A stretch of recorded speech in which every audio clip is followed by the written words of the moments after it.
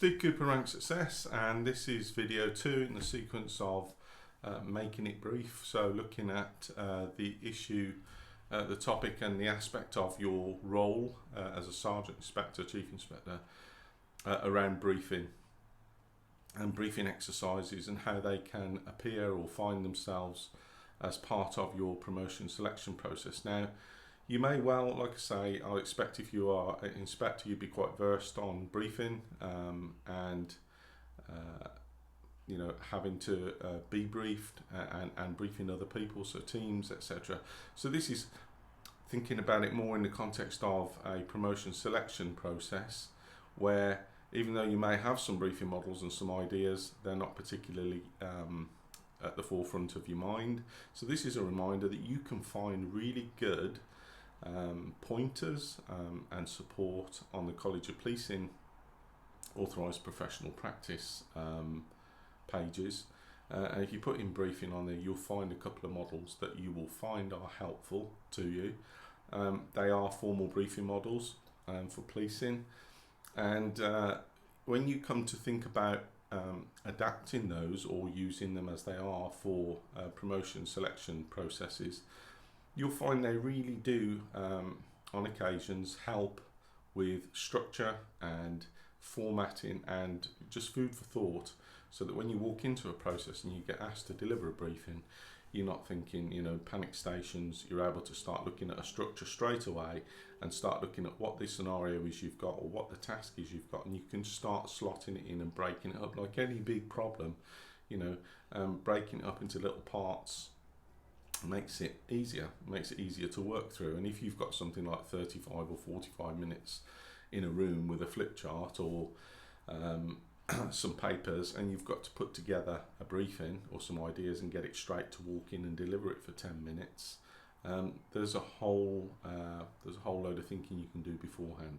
So one of the models that we're talking about, and I remember this from years ago, it used to be called IIMAC when I was a detective constable years ago, and then it moved to IIMARCH, and now it's called IIMARCH or IIMARCHD. So it's a structured briefing model, and it goes through what you would expect from a clear, logical, laid out or verbal account of what it is you're going to do and what needs to be done and why and how.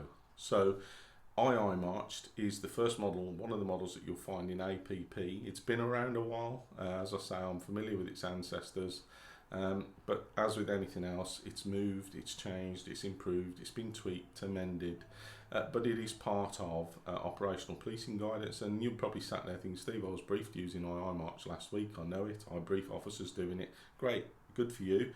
Sometimes officers, even though they do that, forget all about that when they get into a promotion selection process and they get asked to deliver a briefing, and all the while the model they're looking for is right under their nose, but they have a bit of a mental blank. So it's a bit of a reminder for some people, and it's something that you can really start to use to think through and to kind of attack a task that you're given. So IIMARCH stands for information. So if you start writing it down, it stands for information. What information have you got to start with? You know, nail it to the wall. Give it, you know, give it some space, give it some air. What is the information you've got to work with at the moment, right now, from your scenario?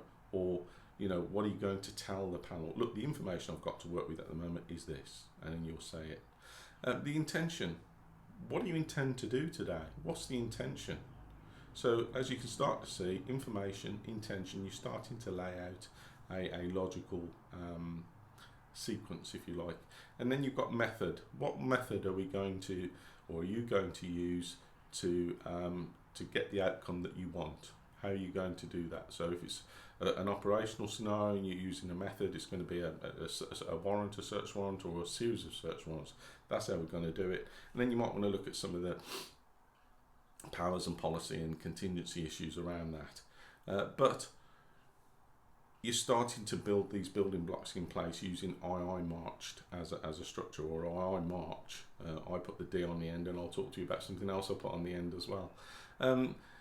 The A bit of the mnemonic or the briefing model is administration, and that's a kind of cut across it all. You know, administration, what hours are people going to be working, what are the issues you've got to pay attention to around specific duties, or what you'll be doing, what other people will be doing. So administration is a catch-all really, but it sits in the mnemonic, it sits in the model. And then you've got risk assessment. So R stands for risk assessment. So you know, you're going to be spending a bit of time talking about what are the risks. So if you look at the process of risk management, you've got to identify the risk first. So from your scenario, or you know, what is it that you've identified as potential risks or actual risks, and then you know, what are you going to put in place to mitigate that, to reduce, avoid, remove, accept, share, or transfer it. So again, you can see it's a good little topic for you to kind of look at and look at the scenario that you've got, and then to kind of look at the risks. So look at it through the different prisms of the risks and what needs to be done. And then the C or Charlie part of it, of IIMARCHD, is communications, comms. What comms channels are people going to be on? Or if it's a change management thing, you know, what's the strategy for communication? What's the policy for communication? Who's going to be told about this? When? Where? So it's just a header, if you like, for you to kind of think about for a structured briefing. And then you've got the H bit, or the hotel bit, which is about human rights aspects. So if there are specific or bespoke human rights issues in the scenario you've been given, so if it was public order and you've identified a risk of kettling people, etc., protesters at one area and another, you might need to remind officers operationally about the relevant aspects of the Human Rights Act.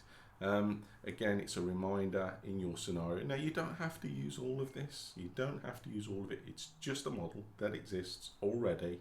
It's already done. It's one I prepared earlier, or one the College of Policing has prepared earlier for you. It's been around a while, as I say, and it's a useful, helpful topic for you to think about and to consider. So we're up to IIMARCHD, the D bit, or the debrief on the end. The D stands for debrief. Building in a debrief is important, because whether that's just for who's going to be there for starters, is it just for team leaders, is everybody going to be there?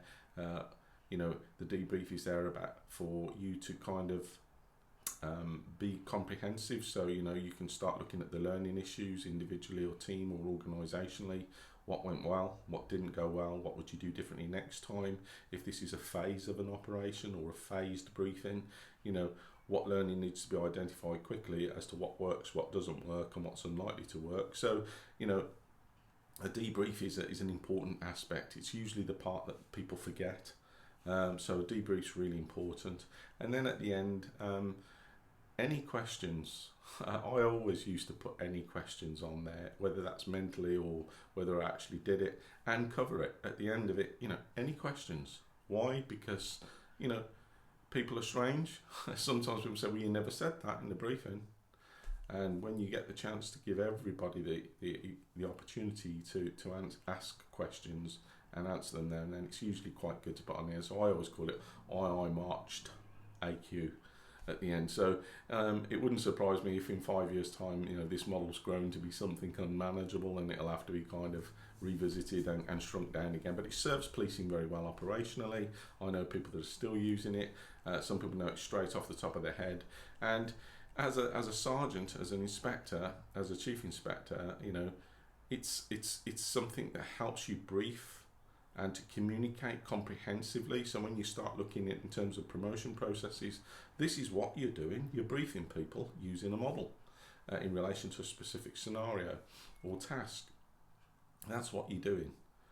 But how are you doing it? Well, you're following a specific bespoke model, and you're taking time to break it down and fit in the elements of the task you've got, so that you can work through to a position where actually that sounds quite logical in front of the people that are being briefed. Thank you very much. And it gives them the opportunity to ask some questions if you've missed anything out. But the important thing about this is why you're doing it. Why are you briefing in the first place? And it's around effective communication, and that's what's actually being assessed. So whatever the competency that this envelops, so from the competency and values framework, It might be deliver, support and inspire, so you might get given a scenario to brief, and the competencies, we deliver, support and inspire. So they're looking at you delivering through the task or the scenario, supporting people through the process and inspiring them through your leadership. And those might be the relevant aspects that are tested on the scenario. It could be a myriad of any of those. The point being is you've walked into that interview room with a fixed model in your head as one option that you've got, IIMARCHD. And I would say that you can walk into many assessment. I spoke with lots of officers. You can walk into many assessment centres and use that model, or an amalgamation of it. You can mix it up if you like, together with some other mnemonics, and you'll find all of these. You'll find various different ways of doing this in my digital toolkits. RS Guides 20 will get you 20% off any of them, any bundle, any project, or even the masterclass video. So you've got lots of options. So in the first part of this video, I kind of orientated you to the importance of briefing. This video is around a particular model that you can find in APP. It's actually part of APP today, but when I speak with people going for promotion, they don't know about it. They're not aware of it. So there's one model that you can think about. I will be covering some other models, and I'll be back shortly, and until then, take care. Thank you.